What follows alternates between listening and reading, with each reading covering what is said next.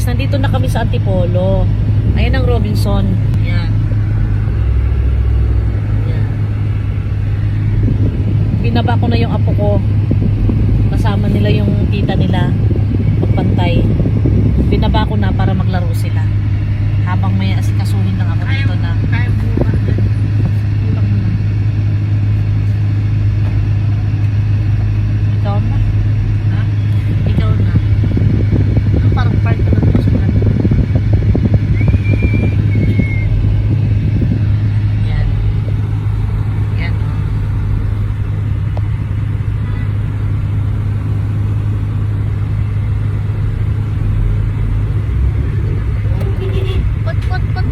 Pot.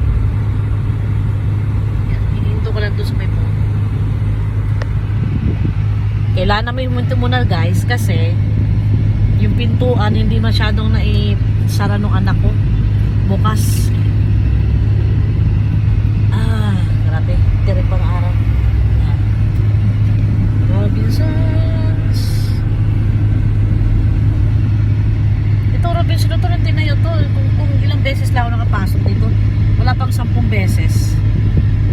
Kasi dati pumupunta kami dyan. Kung nandito pa yung hipa ko sa Robinsons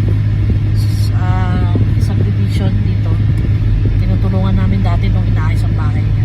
Diyan sir, pwede ka Sandali lang. Ay, pwede yung sakit sa likod eh. Pwede mo.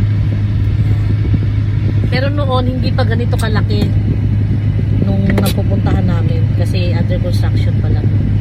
Ngayon sobrang laki na. Kaya sabi ko pasyal na tayo doon para makita natin kung anong itsura. Kasi lagi lang tayo sa Cubao, Mega Mall, di ba?